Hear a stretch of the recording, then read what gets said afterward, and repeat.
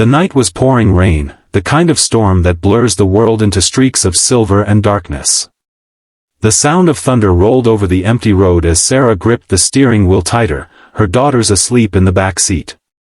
She was just a single mom driving home from a long shift at the diner, exhausted but relieved to be heading back to their small, quiet apartment. Her life had been a string of challenges, working double shifts, fixing meals with what little they had, and raising two little girls who deserved more than life had given her.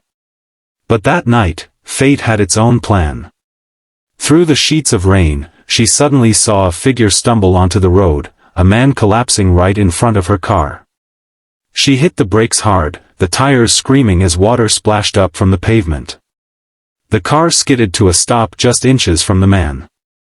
For a moment, all she could hear was the rain and her own pounding heartbeat. The man wasn't moving. "Mom, what happened?" her youngest whispered, rubbing her sleepy eyes. Sarah's breath hitched. She saw the man's leather vest, soaked in rain and blood, the patches glinting faintly in the headlights, Hell's Angels. Her first instinct was to lock the doors and drive away. Trouble like that didn't come alone. But then, through the storm, she heard it, a groan of pain, weak and human. Against every warning in her mind, she stepped out. "Stay in the car," she shouted to her girls as she slammed the door and ran through the rain. The man was bleeding badly from a wound in his side, his face bruised and cut. "Hey, can you hear me?" she asked, kneeling beside him. He looked up at her, eyes glassy with pain. Don't leave me," he managed to say before passing out. Her heart raced. She couldn't just let him die there. She grabbed his arm, trying to lift him. He was heavy, pure muscle, leather, and blood. It took every ounce of her strength to drag him to the side of the road. "Mom, save him," cried her older daughter through the car window. The words hit her heart like a spark in the dark. "All right, baby," she whispered, "I'll save him." She tore off part of her shirt, pressing it against his wound to stop the bleeding. He gasped and opened his eyes again, staring at her like he was trying to remember something important. "They're coming," he said hoarsely. "Who's coming?" she asked, looking around into the storm. But there was no answer. His head slumped forward again. Panic rose in her chest. She needed to get him to a hospital. She pulled the car around and, with her daughter's frightened eyes watching, somehow managed to get him into the back seat. She didn't even think twice. She just drove, as fast as the rain would allow. A few miles down the road, she noticed headlights behind her. 2, then 3, then 4 sets of them. They were coming fast. Her hands tightened on the wheel. Her heart dropped. It wasn't the police. It was a convoy of motorcycles. The sound of engines roared through the storm, surrounding her car. Her daughters started to cry. "Mommy, who are they?" "It's okay, honey," she said, though her voice trembled. "Just hold on." She tried to speed up, but one of the bikes swerved in front of her, forcing her to stop. Her headlights cut through the rain, illuminating leather jackets, tattoos, and cold, hard eyes. The Hell's Angels had found her. A tall man with a skull emblem on his vest stepped off his bike and approached. He looked at the car, then at her. "Step out, lady," he said, his voice low and dangerous. "Now." Her pulse thundered. "He's hurt," she tried to explain.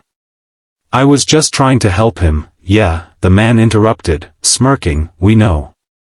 That's when she realized, this wasn't a rescue. This was a setup. They'd been tracking their wounded brother, waiting for someone dumb enough to help him. "Get out of the car," he repeated. Her daughters' terrified faces were pressed against the glass. She couldn't let anything happen to them. Slowly, she stepped out, the rain washing over her. The leader glanced at the back seat and saw the wounded biker groaning. "Looks like you did our job for us," he said.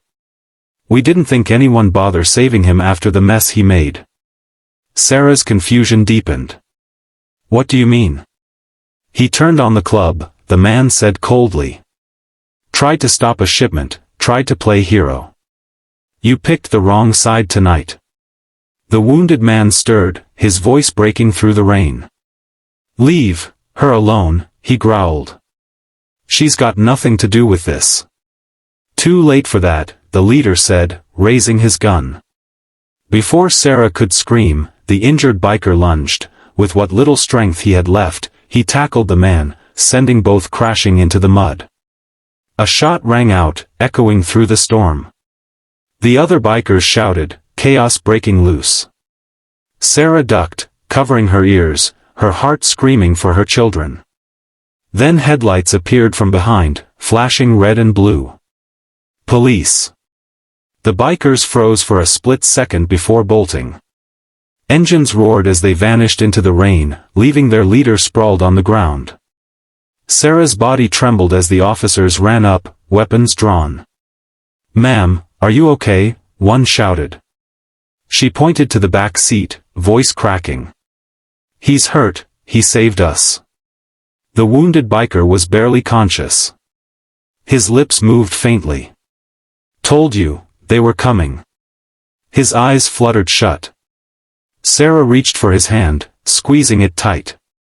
Stay with me, she pleaded. The paramedics arrived, lifting him onto a stretcher. As they took him away, one of the officers told her, you probably saved his life tonight. She looked down at her hands, stained with his blood and rainwater, and then back at her daughters, safe, alive, watching her with wide, trembling eyes. Mom, is he going to be okay? Her youngest asked softly. Sarah forced a small, shaky smile.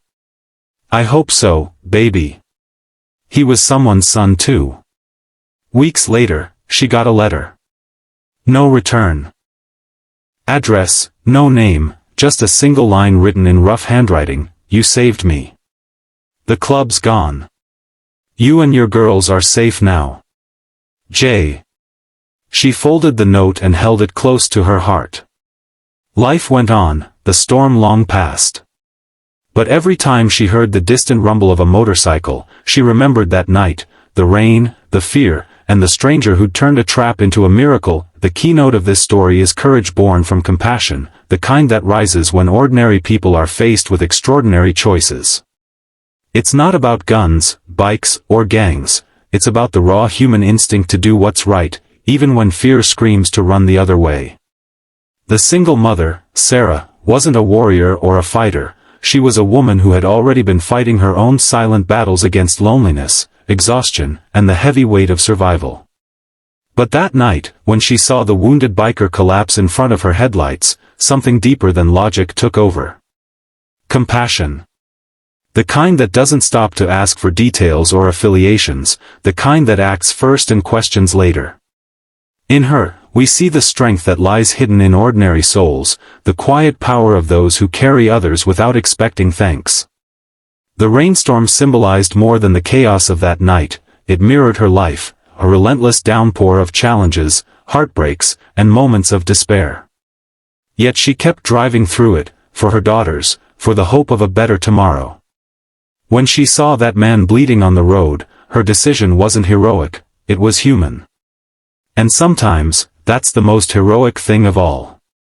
Save him, Mom. Those 3 words from her child cut through everything. In that moment, she wasn't just saving a stranger, she was teaching her daughters what humanity truly means. It was a lesson about kindness, bravery, and the weight of doing what's right even when the world feels dangerous. That single choice to help became the spark that turned a trap into redemption. The biker, once a part of something dark and violent, found light in the selflessness of a mother who owed him nothing. He saw the innocence he'd lost, the compassion he thought didn't exist anymore, and for that brief moment between life and death, he found a reason to fight back, not for his club, but for the family that showed him mercy. The scene where the headlights cut through the rain, revealing leather jackets and cold eyes, represents the clash between darkness and light, between vengeance and compassion. Sarah stood there, terrified yet unbroken, because her love for her children gave her courage no gang could match. Her trembling voice, her shaking hands, her soaked body in the storm, all of it spoke louder than any weapon. It said, "I'm not strong, but I will not let fear win." And that is where true strength is born. When the biker lunged to protect her, even as his body failed him, it wasn't just an act of defiance, it was his redemption. The trap meant to kill became a moment of transformation, for both of them. He, the outlaw, saw humanity in a woman society often overlooks, a working mother trying to survive. And she, the exhausted woman who thought she was powerless, discovered the power of her own spirit. Life often brings us these storms, moments where we're forced to act, to decide whether we will be spectators or saviors. Sarah didn't wear a uniform, didn't have a badge or a title, but she had something stronger, a moral compass unshaken by fear. Her act of compassion tore through the darkness of those men who thought violence ruled everything. It showed that empathy is the most dangerous weapon of all, because it cannot be controlled, cannot be predicted, and cannot be broken. When the police arrived and chaos subsided, what remained was silence, the silence of realization. She had risked everything for a stranger, but in doing so, she taught her daughters the value of life, of helping without hesitation. That night would echo in their hearts forever, shaping who they would become. And the biker, who vanished after leaving a single note, became a symbol of change, a reminder that one act of kindness can rewrite a life, that redemption is never truly lost if someone believes you're worth saving. The world is full of traps disguised as chances, and chances disguised as traps.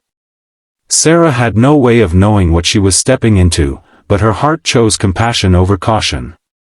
That's the essence of courage, not the absence of fear, but the decision to do what's right despite it. The rain stopped, the sirens faded, and she drove home with her daughters, still trembling but alive. Her reflection in the mirror wasn't the same woman who had left work a few hours earlier. She was stronger, braver, and deeply aware that sometimes the hardest storms bring out the clearest truths.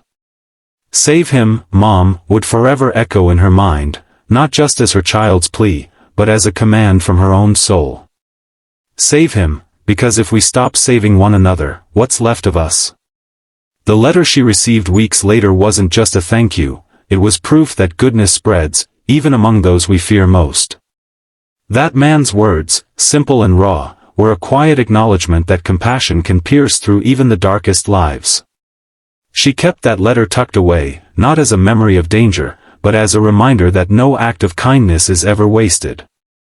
Each of us, at some point, stands in the rain, faced with a choice to help or to look away.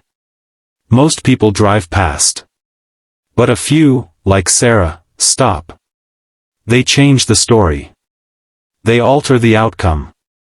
And in doing so, they remind us that even in a world full of traps, there are still hearts brave enough to love, hands willing to save, and souls unafraid to bleed for what's right. That is the power of compassion. That is the spirit of courage. And that is the keynote of this story, that when fear surrounds us and the storm rages loud, the quiet, trembling voice that says, "Save him," is not weakness, it's humanity at its strongest.